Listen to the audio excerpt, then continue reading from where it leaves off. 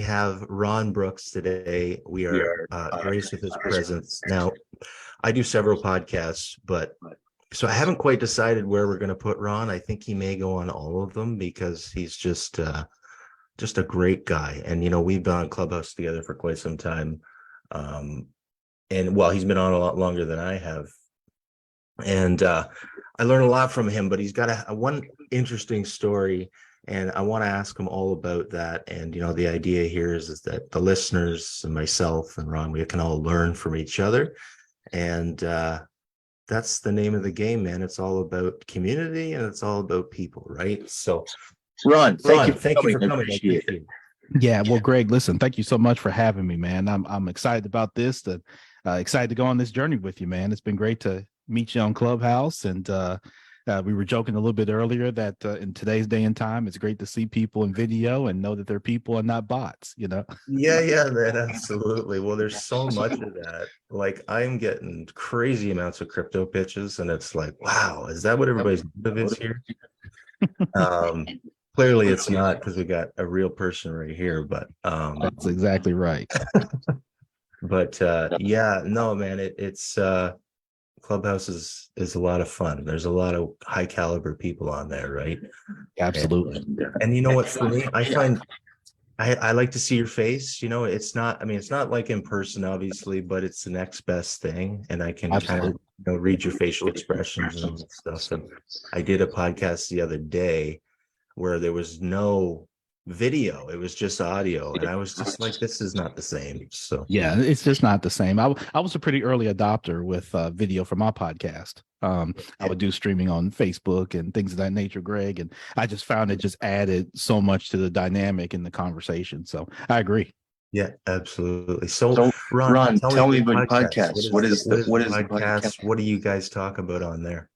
Yeah, so it's the Minding Your Business podcast. You can find it on any of the DSPs out there, whether it's Apple, YouTube, Spotify, and the sort. And I started it a little over 5 years ago, Greg, and it really highlights the conversation of the intersection of business and lifestyle, right? And the stories. One of the things is, success has, we always say success leaves clues, but there's some commonalities in people all over the world who have had to overcome all kinds of different things, right? Like the joys and the ups and downs of life, and how they impact business, how they impact family, and things of that nature. And so we really get a chance to really go on journeys to really highlight and expound on that. And we leave the audience with something practical kind of at the end, which I really love. I always do it from the standpoint of what can the audience do when they get done listening to the podcast? What can they go do? Right. And so to help them be a little bit better. So I believe we've been successful in highlighting that. And I've enjoyed doing it. It served as kind of a digital resume, so to speak, for me. As I've gone out, people, it's funny. I was a banker for 19 years, and I get people that know me more from the podcast than even my banking career. So that's always interesting. Yeah, man. Well, that's awesome, right? It adds that transparency, I find, right? Where you can kind of really show who you are, and because there's, again, so much mystery on the internet these days about, who is this guy? And yeah, I agree. It's like a resume. I never thought of it that way, but yeah, it gives you not credibility, but authenticity, right? Sure. Absolutely. Yeah, man. Cool. So, what kind of things can people do? Because I'm all about that too. It's like, I love to, hypothesize and pontificate and think about things. That's for sure. But what can people do, that are looking for success? I mean, I want to get into your story, but I'm curious, what your takeaways are from doing the podcast, and, what are some actionable things that people can do in either real estate or, what is your experience? What types of things do you talk about on the podcast exactly? Yeah, we talk about, kind of entrepreneurship, real estate, some trending news topics and how they impact all of those things, right? So we'll take something trending in the news and apply it to kind of everyday business life, right, Greg? So what are the lessons that can be learned? Something real quick I'll share with you that'll kind of highlight your question. Sure. And you'll like this. Early in my podcast walk, it was around episode 20 or so. I mean, I've been doing this podcast and I didn't know who was listening to this. I'm just kind of ranting and raving, Greg. And I did an episode on if you remember back several years ago when you had all these dominoes fall with these kind of predators, right? I mean, you had Matt Lawyer on the Today Show, you had Bill Cosby, you had Harvey Weinstein. There was kind of this Me Too movement going on. And rightfully so, those who had been deemed to have been kind of really offensive and egregious during that period were all kind of being brought to justice. And so I did an episode about that. Yeah. And what was interesting, I was like you, I was here on, I was streaming on Facebook, and people were coming in sharing their stories. And I wasn't expecting that. I was expecting to really take the angle of, how would you, as a leader in a business, if an allegation like this came, to either yourself or someone in your business, how would you handle that? What's the proper way to handle that? What's the wrong way to handle that? Right. Yeah. And how you could take that away. And so I had a cousin of mine actually join in on her lunch break. And she had not shared this story with me, but she was in tears sharing a real story that she had experienced in the workplace around sexual harassment. And so, I started having people, men and women, sharing on that episode. And that's when I really knew I had something at that point in the past. But again, that was around episode 20 that took place. And so, again, the whole idea when you ask that question, I love it because that's really what the essence of what I do from a podcast standpoint came into play was I can help people kind of find their kind of their safe space, find a place to really help hone in their mindset and inspire them when they're looking to kind of grow their business in whatever capacity that's in. And so, taking something actionable, even like that allowed people to kind of share and hear those shares, but then, they were able to walk away with, hey, if this is really an issue, if you've experienced this, it is okay to be able to tell someone. It's okay to let somebody else know. And these are the type of things that can help you with overcoming some of the fears sometimes of starting business. Because I found that some people, Greg, it's those type of things that really hinder them. It's not the knowledge, it's not the money, it's not sometimes it's in between the ears of the traumas that sometimes people have experienced that create these limiting beliefs or self-doubts around things that they're still wrestling with in their spirit, man. So that I think that kind of gets to your question of kind of how certainly we share those type of things on the podcast. Yeah, it definitely does add to that because that was my next question, how important is mindset, right? And I believe that's where everything starts for me, at least, is that you got to get up here, right? And, it's always a work in progress. And so those are the things you touch on, Ron. Is that correct? On your podcast, right? Without question. And we touch on it from the story, right, Greg? I mean, as people share their stories, and again, when you're talking to people all over the world, different, upbringings, really beyond the US, right? Well, I'm here in Memphis, Tennessee. I've talked to plenty of people here on different episodes and then really expand. And there's a commonality that just comes from that. That's amazing, right? I had episodes where I talked to a lady who is a white lady who up until 60 years old had been bred to think that she was black. Really? Down in Texas, she wrote a book about it. She found out when she was 60 years old that she had been adopted by a black family. She was a baby. And she was 60 years old when she found out that she wasn't. She went to a historically black college. She married a black gentleman. She went through her whole life believing that she was a black woman. And come to find out when she finally went back and did kind of her genealogy and discovered her parents had kind of left her. They had some issues and kind of just left her. And there was a prominent black family who adopted her and raised her. It was just an amazing story, right? So many questions that came, but there were things that practical that people could take away from the empathy in that story. And so when you think of the Minding Your Business podcast, a lot of people think of me from my banking days, Greg, and kind of wanted to almost assume that I'd just be talking about finance and economics and that sort of thing. And so people, I think, get somewhat wowed when they hear the name and they get introduced to me and then they see we're having these type of conversations that goes beyond balance sheet and debt ratios and all those types of things, right? Yeah. Because you got to get beyond that and peel the layers back as people really need help in those type of areas. So I'm a sucker for those stories, man. I love them. Yeah. Well, that's inspiring because like I'm always wondering because I do three different topics and that's why I do three different podcasts. But I guess maybe I don't need to do that. Is that what you're saying? Because I mean, it's all about people is really what it's all about. And it took me forever to figure that out. And I'm just discovering that in my last couple years where it's about people. I was always so caught up in like the details, and I had like an engineering mind, right? Not that I'm an engineer, not saying that, just saying that I had an engineer mind. No offense to any engineers listening, it's just that there's that like getting caught in the weeds and getting stuck in the details that I started to move towards bigger thinking.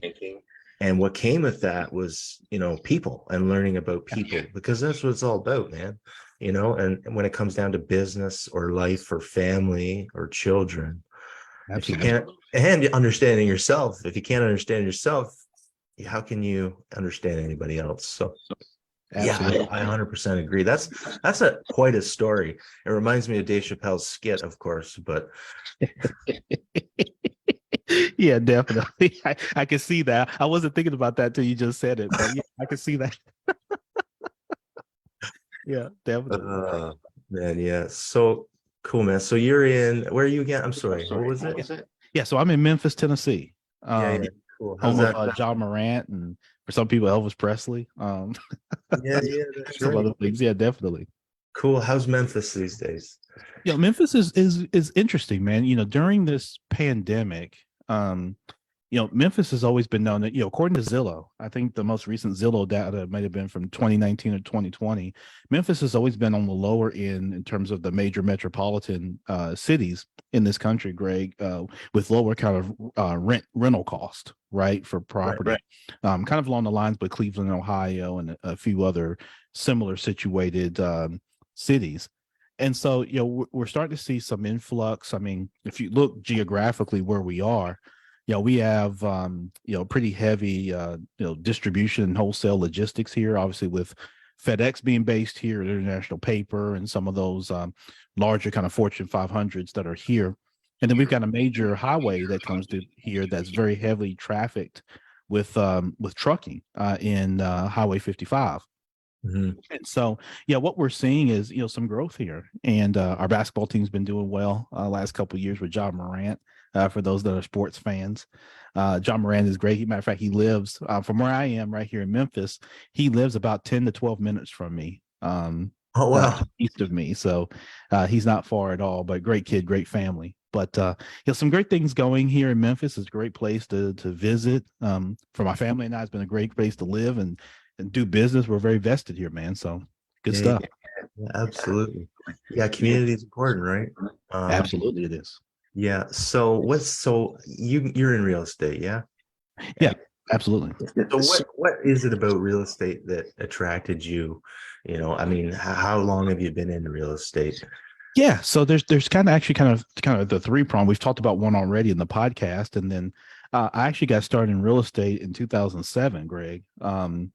The same year, that was a big year for me. My wife and I got married that year. And just before that, I bought my first investment property. I had already bought my primary residence at that time. I bought a starter home that was a foreclosure a few years prior to that. But this is kind of in the midst of my banking career. Again, 2007, big year for us. And I bought an investment property here in Memphis. I played some basketball coming up all the way up to college level, and a gentleman that I grew up with had been heavy in that space, and so he just kind of taught me the game on how to invest. And I was already in banking, so there was some already working knowledge that I had, of course, in that piece. But got started, and I really found it to be. I really took the approach of kind of community-based outlook on that, Greg, which is, I want to be able to do rehabs of property and provide them for families and have it be similar to what I would have my own family live in.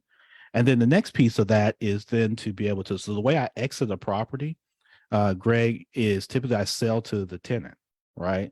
And Oh, so and that's more of a lease purchase. And so right. that's an opportunity for them to kind of fix in the price when they buy it from me. And then, because of my banking ties and financial ties, I try to connect them with, if they have needs that hinder them from getting a mortgage, try to get them mortgage ready, right?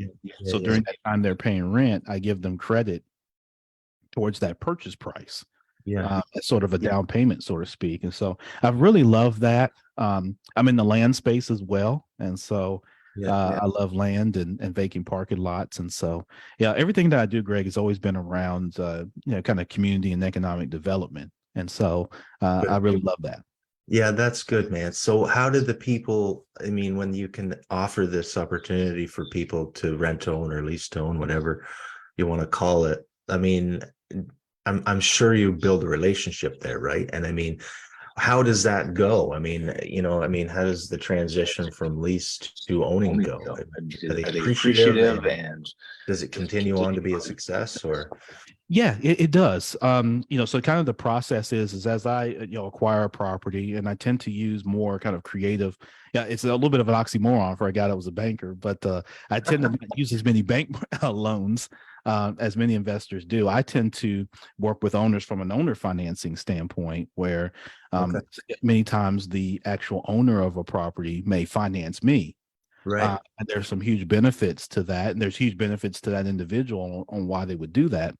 So I'm able to, acquire a property that way, and then kind of market and come across a tenant, right? And then obviously you vet that tenant for their ability to, make the rent and that sort of thing. And so part of what you mentioned, you hit the nail on the head, which is having conversations, right? And in that conversation, you get to learn people and kind of what their motivations are and what drives them. And, if they're looking to be somewhat settled, meaning that they feel pretty settled in their job, and they like the city and things of that nature, and they feel like they're going to be here for a while, I introduce us, say, hey, would you be interested in possibly purchasing the property at some point? And oftentimes that comes with, what does that look like? And maybe there's some challenges. Yeah. And then hopefully they're open to helping to overcome those challenges. Yeah. And then basically we just structure the lease agreement to where there's an option, to buy. And if they don't, then they don't, right? And sometimes that's the case. And but I've had several cases where, hey, hey, Ron, now we're ready to purchase. And again, that's music to my ears, for a couple of different fronts. One, they could help them become homeowners, right, in our city, which is a big piece, and the number one piece. Secondary to that, it's from an investment standpoint, I'm able to make money, exit the property, and then kind of rinse or repeat, and do that again. And so that's really the piece that I love about this and about that process. But you hit the nail on the head. It's conversations, and that's really one of the things I'd love to leave with your audience is, if you're in business, or even if you're in corporate W-2, 1099, whatever that is, as you want to ascend, look at how many conversations you're having and who you're having them with, right? That's the big thing. Anytime I experience slowdowns, personally or professionally, Greg, it's always, am I having how many conversations am I having? Who am I having them with? Because as people have conversations, opportunities come. And so it's not about deals, right? Houses don't sell themselves, right? They're all involved with people, right? And whatever you're selling or whatever you're positioning, your course, your book, whatever, it doesn't sell itself. It's all through people and through conversations. And that's why Clubhouse has been so important, I think, for us. And that's where having those conversations with people goes such a long way. Yeah, man, absolutely. I've learned that the hard way. I've so business mergers and acquisitions, like it's an area that I'm very interested in, right? It's the same principle you're talking about, except it's about a business instead of a house. Yeah. And at the beginning, I would reach out to business owners and say, hey, do you want to sell your business? and let me tell you, it never went well. That was not how it works. And I was pretty arrogant and didn't know at the time, but since then, and originally the venture was about innovation and stuff. And what it became was it's about the people, right? It's about the founders. It's about putting an exit plan together for them so that everybody can win, just like what you're saying, right? And I appreciate that, Ron, because it's about having that communication and getting to know each other, and then you begin to care about the people, because it's just, if you're not a piece of shit, you actually give a shit about these people because you've talked with them long enough. I'm working on a deal in Pennsylvania where that's the case, because I care about the people and because they care about their people, Yes. and that is key. And it's putting that whole thing into progress of legacy preservation, Right. So, Absolutely. yeah, man, it's interesting. Having conversations is so important. Obviously, you got to get to the nuts and bolts, at a time, but that having that relationship is key. So what kind of things when you find, let's say how do you find the opportunities of a house of working with somebody on seller finance? How does that work? Yeah, what's interesting with that, Greg, is that a mistake that I used to make was, and I think a lot of people in the real estate space, because we're often taught to look for distress, right, in a property. So, people kind of drive for dollars, and they drive around and they look for, a torn up roof or a torn down fence or high grass or, things of that nature, these signs of distress. But the biggest thing, and one of the things that I learned, albeit the hard way as well, is that opportunities come again through that connection with people, through those conversations. And so oftentimes what you'll find is you're really looking for distress in a person's situation as opposed to the property, right? So what I mean by that quickly is, when people experience the ills of life, right? They experience, unfortunately, life transition. They experience job transition or reduction in hours. Yeah, they experience the deterioration of uh, relationships with divorce and things of that nature. They're trying to get closer to, maybe kids, grandkids, that sort of thing. So it's really what I look for is those conversations. So, I'll go in and I may pull like a list of properties from like a software, right? And I make a phone conversation, similar to what you mentioned with businesses. However, it's not that explicit ask, like we mentioned. It's more so, hey, here's who I am, here's what I do, here's how I help people. Have you found yourself, in this type of situation, or are you experiencing this now, or at any point, in the future? I'd love to be that resource for you. It's just getting to know them, right? And so what you find out is that, there's some sort of distress that involves the property. Right. And so now, bingo, now you've got something to explore. So then it's really just about structuring something that makes sense for everybody, which in a seller financing space, if they own the property without debt, right? So it's typically free and clear. Greg, at that point, they're able to, fully look at, okay, do I want a lump sum from selling this? Or am I open to waiting for my money and get it almost like an annuity type style? And there's, benefits that go around from doing that. Obviously, a tax piece. I'm not a tax advisor and don't provide, any kind of tax advice. However, I've experienced, better tax scenarios when you do it that way. And some people just don't want that lump sum, right? They're able to get it over time. And so when that's a scenario, that opens the door for kind of a seller financing. And then the benefit back to me or you or anybody else in that case is that you're not dealing with an institution, right? You're dealing with an individual. So you're not really getting into the credit piece or maybe even significant down payments or a lot of this structure. You're still structuring a deal with documentation and closing with an attorney, of course. However, you save a lot of time and a lot of heartache, and you have someone that you get a chance to establish a relationship with over time. A bank or a lender, the person you're talking to today, a year later or 2 years later, they may not even be there anymore or may have moved on. Yeah. So now you're having to reestablish that relationship. Whereas with the seller, you get a chance to maintain that with him or her.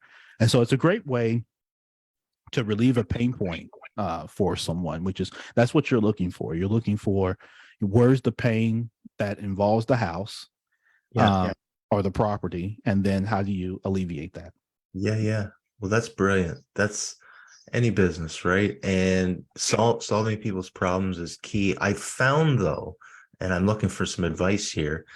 Yeah. As soon as you mentioned seller finance, it's, well, in my experience, and that's maybe not the same as yours, but that seems to be like, whoa, I'm not interested in that. So Sure. I'm wondering how you present that, or why that is. Yeah. Most people are not educated and don't really understand, like you mentioned, Greg, this expands beyond real estate, right? Yeah. This goes to just about any facet of business. Sometimes people only understand what they know, right? And so you don't fault them for that. Most people know I sell something, if I sell it for, and I want $1 for it, I sell it for $1 and someone's going to bring me the dollar, right? Yeah. People don't think, because they see that as a risk, right? That you're going to pay them time. And so what you're doing is then talking through, okay, what is the impact, right? So are you able to sell it for $1, right? Is that the value of it to someone that's going to buy it? If it is, or it's not, let's explore that. However, if you're looking at, if you're struggling to sell it, or you need to move it fairly expeditiously, Mhm. depending on the situation, then seller financing provides a great way to be able to do so. Also, keep in mind that you're not getting into, from their end, deals that fall through. We understand that sometimes when financing, there's 8 ways to Sunday, right, for that to fall through. And you can spend a lot of time and spin your wheels, right? Yeah. Just to get to where the person's not able to close. And so as the owner, when you're able to kind of control that a little bit more with someone that you've established a relationship with, Yeah. it goes so much further. So it's not for everyone, right? Yeah, And for sure. like that. But I always try to take the education route as opposed to the sales route, right? Yeah. And Yeah. people make, present the options, and then let people make a decision, and then respect and support that decision and continue the relationship. Because I've had deals where people flat out said, hell no, right? Like, hey, Yeah. why the beat would I do that? Right. So Yeah. you educate, and they're still like, well, hell no, Ron, I'll never do that. And so then they come back, right, 6 months later, maybe a year later, and say, hey, Ron, I'd love to revisit that conversation. And like, sure, we certainly can. And Yeah. Yeah. sure the education is there. But the biggest thing, last point on that, Greg, is that you always want to make sure that people, one, feel comfortable with what they're doing, right? That they're fully aware and understanding of what they're doing, and that there's wins all the way around. It's not one-sided. So a deal should be such that everyone experiences a level of win that they're comfortable with. And so if you create deals and create scenarios like that, you're going to keep a really good reputation in whatever field that you're in. And people will really respect what you do, and then they'll do the ultimate piece, which is they'll refer you not to other people, which is always the great sign of doing good business. Yeah, man. Yeah, absolutely. So that's what it is. Yeah, yeah. Well, you seem like you got a big heart, man, and I love that. That's awesome. Yeah. Yeah. So, why real estate, man? Why did you get into real estate? What's the reasoning? I mean, what compelled you about it? Yeah, initially, it was the opportunity to be able to make money, right? If you look at most wealthy people, they have some form of real estate portfolio, and that they engage in. So me at the time, at 26 years old, about to get married, and I just been actually promoted into a business banking role at the bank. I had been managing a branch up until that point, and so that year I got to a $60,000 a year salary, and I thought I was cooking with gas. Yeah. And so, but I did, want to, begin kind of supplementing and adding to that income. And so I had this new kind of found autonomy that I didn't have, having to be kind of planted in the branch where I'm managing processes and people and things like that. And now I'm a little bit more of an individual agent. And so I'm expected to be out of the office and meeting with clients and things like that. So I had this newfound kind of autonomy, Greg. And so that allowed for and open for, real estate. So initially it was to be able to make money. And then what you start to develop through mentorship and just kind of meeting with people and being in your own community is, you start to develop the empathy for people, and how through having these conversations, you get to know people, and you start looking at, okay, how does my business solve those problems like we talked about earlier? Not just how does it pad my pockets through deal transaction, but I live, work, and play here, right? And so, if I do another market, other people live, work, and play there. So how am I being a good fiduciary partner, even when I go into another city where I may not reside and I'm doing business? Am I a resource there, or am I just another prick that's coming in, looking to scrape off a dollar somewhere? And so I really took that to heart and wanted that to be a differentiating factor for me, in real estate. So real estate fit my lifestyle. I had the banking experience, so I knew the finance part of it. I just needed to learn the deal structure. And I was used to having conversations around banking like yourself, right? And I made the same mistake, Greg. The same mistake that you mentioned that you made. I came in guns blazing. I'm the sales guy. Boom, boom, boom. I'm like Yosemite Sam, man. I'm coming in. I'm just shooting, I'm not shooting anything. I'm just shooting, right? And I had to learn that, slow down, low down, and that's right. Let's have the conversation. Let's get to know people, right? So as I learned that and developed, it became a great resource for me. Yeah, man. Sorry, just having some difficulties here. So the people, that threw me off, that light there. Where were we? I'm sorry. Yeah, no. So I was just kind of more explaining the, kind of the why real estate, and what kind of led me to getting into real estate, and that piece of, thinking through, one, it starts with money, and then it transitioned to more of that fiduciary duty with people. And everything that I do, like I said, I mentioned, whether it's real estate, the podcast, or even with the nonprofit financial institution that we have here in Memphis with River City Capital, it's all centered around this same notion of, how do we provide resources, real resources to people? And then, along with that, how could we begin affecting the policies that created some of the disinvestment that we see around here, so we can create kind of this shared prosperity? And so it's amplifying the voice through a podcast. It's real estate with property, and then it's providing financing to people that can't go to the banks. And so, yeah, man, I love it. I remember where, you should, well, it sounds like you do. And where I was gonna go there before I got distracted for a second was, I don't understand, these guys that go into places and just do something to make money, like even from a practical standpoint in business. Like, it doesn't make sense. It's not sustainable. Like, you know what I mean? Like, all the feelings and stuff aside, it just doesn't make sense to go in and just worry about profit. You know what I mean? So what's with that?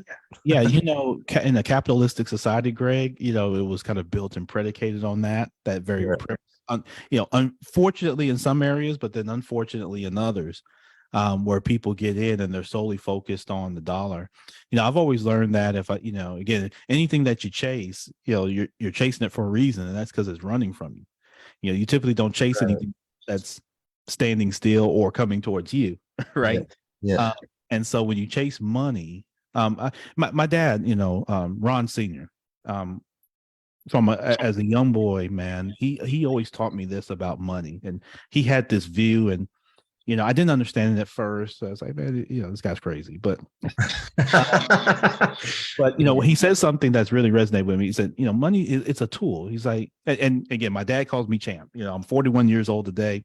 If I walk into the office today, he's not gonna call me Ron. He's gonna call me champ. He always has. That's my whole life. But And story on that was I do want to hear about that story, but I want to hear your point too. Yeah, I was born January of '81, and so it was, just before the Super Bowl. I was a couple weeks old, and so his story was that I sat up and watched the Super Bowl with him, and so and as being a couple weeks old, that'd be kind of rare, right? Typically you cry and go to sleep, but supposedly I sat up and watched the Super Bowl with him. I guess I was interested what's going on. There you go. I guess. But so he always called me champ from there, and we just kind of went there. But yeah, just in terms of kind of with what he taught me about money being a tool, just like a hammer, right? There's a lot of things you can use to drive a nail in the wall. Very few things are like a hammer. Right. Yeah, that's right. You can take something else and it might take you a little while, but you can drive it into the wall. But there's nothing like having a hammer.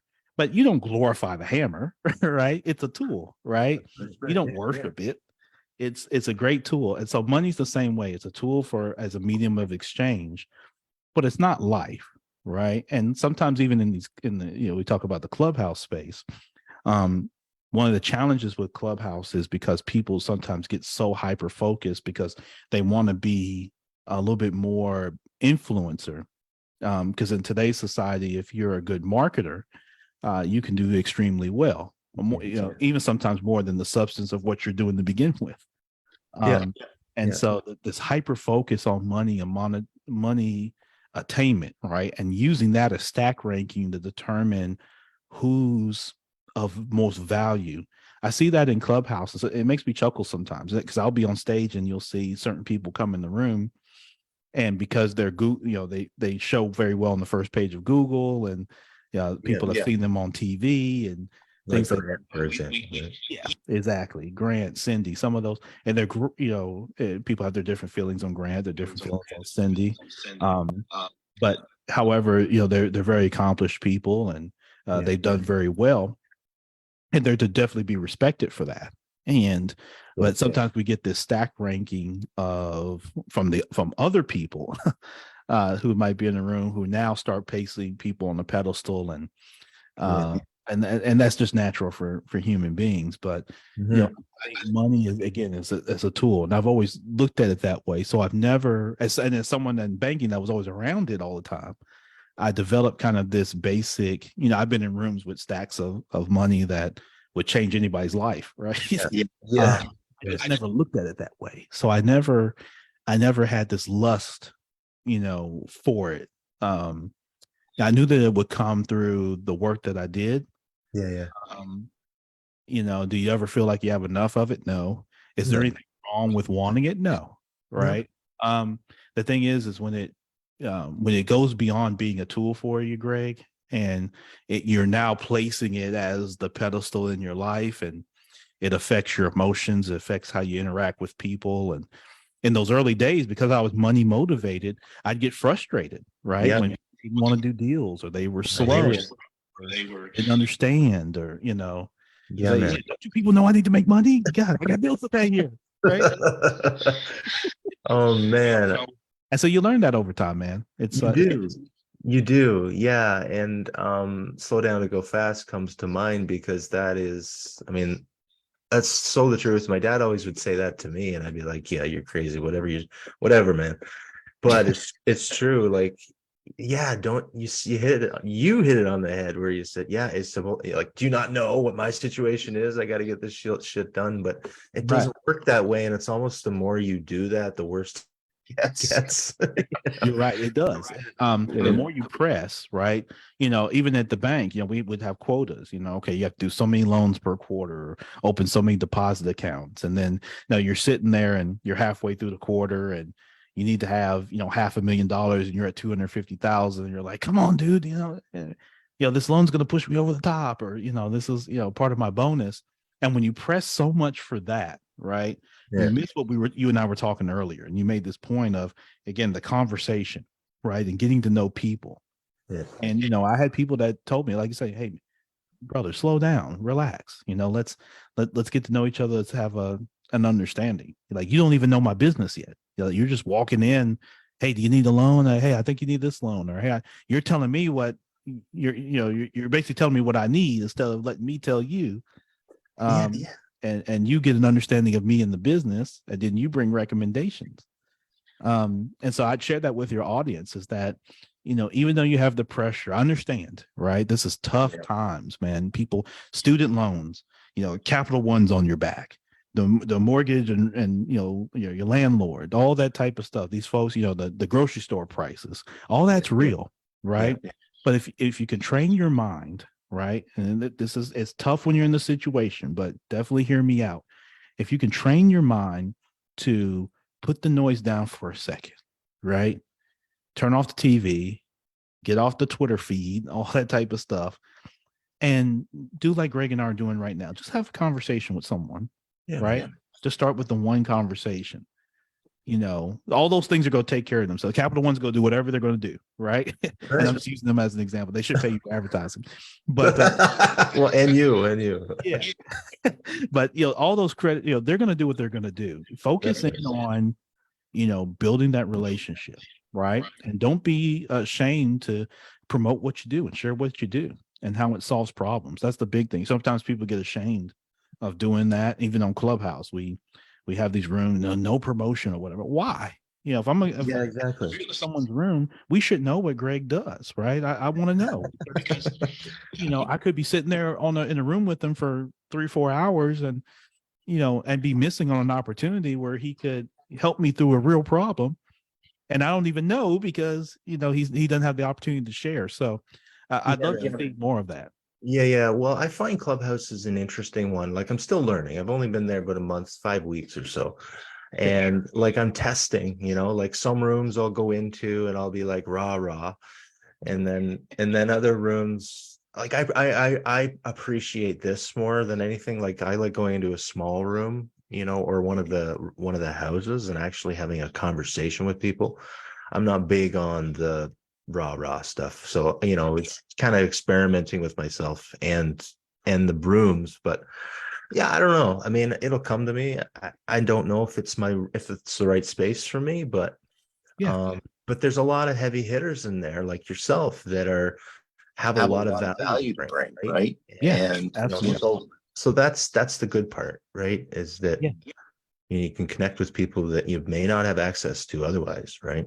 Yeah, and I've experienced. You may want to check this out too, Greg. LinkedIn audio. I've done some of the rooms that LinkedIn has a feature very similar to Clubhouse now, where it's kind of this room. It's all kind of scheduled type events, but right. I found because it's business focused purely, LinkedIn as a culture, and culturally people are their natural selves, right? Like there's nobody that's Kung Fu 927 that comes in the room and it's like, okay, who is that? I'm like Kung Fu Joe, whatever. Like, everybody's their own with their pretty natural bio. And so I think as they build that functionality, but I've seen some good things come from that, in contrast with Clubhouse, whereas Clubhouse is a little bit more like, to me, like happy hour, like fireside chat. Like we're all sitting around, we're at your backyard. You got the fire, pit going, and we got a drink or a libation, and we're sitting there, and someone brings up a topic of hey, birds versus foxes, whatever, and then we start having a conversation, right? And then I think LinkedIn audio is a little bit more like the conference, right? You think of like attending a business conference where normally there are these functions and breakouts during the day, right? And at some point you break for the end of the day, there's a little bit of gap, and then everybody starts going to dinner or, hanging out, right? And so that's where I see the both of them together. And you may want to explore it that way. I will. LinkedIn audio kind of being your, let's talk business, let's talk professionally. Yeah. Let's solving problems. And then hey guys, let's migrate to Clubhouse, which is our happy hour special. Yeah. And let's continue a conversation, or hey, let's get into something, a little bit more where we kind of let our hair down a little bit. And so that's where I see it. Yeah, no, that's good. Thank you for that. I will do that. So check it out if you're a LinkedIn user, Yeah, and I find that, what's great about Clubhouse for me is that I have a lot of fear around this stuff, right? Or at least I had a lot more than I do today, but there's still some. But I Yeah. find it's pushing through that fear. It gives me an opportunity every day to push through the fear of speaking my truth or speaking whatever I'm pitching. Right? And that, for so many people, is the hardest part. Absolutely. Me included, is the fear part. And I just wondering about you for fear. Like, do you have fear? I mean, you seem so calm and cool, man, you know? I think we all do. I think if we all admit that, there's some, and it comes in different forms, I think, for all of us, Greg, whether it's just the fear of speaking itself, the fear of messing up, the fear of being ridiculed, the fear of not being good enough, whatever that is. I think we all have that, and myself included. I think what I've figured out, and I've done some things in the pitch room that's on Clubhouse where it actually helped me refine my pitch. And one of the first times I did the 10-second pitch, they brought me on stage. I wasn't even really prepared. I had actually just came in the room. Someone called me on stage. I came up, and I probably should have waited. Looking back on, I should have waited. But I came up, and Antonio, the guy, the pitch freak, he's like, "Hey, Ron, you're ready." And I was like, "Ready for what? What the hell's going on?" Like, it's like just walking in the room, and they're like, they hand you a microphone, and there's 1,000 people in the audience. They're like, "Hey, go ahead." And it's like, and everybody's looking at you, and it's like, "Well, what's going on here?" Right? So he was like, 10-second pitch, basically go. And I ended up being like 18 seconds. And of course they're giving me all the okay, and we can work with that. And I'm like, man, that totally sucked. What are you talking about? But I was totally unprepared. It was a good lesson to be prepared. However, that's kind of a scary piece when you've got people on there, and I don't know what are they going to think of me, and are they going to invite me back in the room, or that sort of thing. But they've been very helpful, and a couple of them I've had conversations off app, which has been really good. To connect. And so that's the last piece I'll leave you with, Greg. Even for you is, use those tools, and then obviously the key to it is getting them off of the tool to have, some sort of either face to face and or at the least virtual, where you can connect off app. And I think that's really the power of the app, is getting off of it. I think that's how you overcome the fear, is how do you get connected with people you resonate with, and then get off the app. Beautiful, man. Beautiful. Well, Ron, thank you very much for your time. I appreciate you, man. You are a beautiful soul, and there's a lot to learn from you. So I'm hoping we can do it again, because I didn't get through all my questions, but that's okay. It's we got to get on to the things. But and I appreciate you, man. Go ahead. Sorry, I didn't want to speak over you, man, but I was anxious to one, thank you for your time and your support of myself in meeting. It's one of the great powerful things of Clubhouse, I think, is that we have the opportunity to meet and connect with one of the oldest forms of communication, which is the spoken voice. And your graciousness in hosting me today. What I'd like to be able to do is do kind of a home and home here with you. I'd love to have you on my podcast. I think my audience will greatly benefit from your story. So if that's something that you're open to, doesn't want to put you on the spot, but no, that's my friend, because again, I think your story, your temperament, the way you do things, I think people can benefit from that. And you just never know, that's why these things are so important with what you're doing, because you're giving people a chance to amplify their voice. It's not just a podcast, right? That's right. It's a platform that's allows people to communicate, right, and to be able to share. And that's important, because we don't always have that, and hadn't always had that, right? No, we haven't. And so I think it's a really heartfelt piece of what you do, because you just never know. There's something someone says that makes a world of difference. Man, that's it. I always say that. It's like, that's what I say to myself, when there's that fear that's coming up. It's like, no, man, this is not about you. It's about one person listening to one little phrase or sentence from Ron, and then pulling that from there, and at least beginning the process in their head of going to somewhere they've never been, or facing a fear, or making more success of their day or their week or life or whatever, right? So that's what it's all about. Absolutely. Yep, absolutely. So yes, brother, I love to have you on at a time where thanks for you. I'd love to have you on and have a conversation there as well.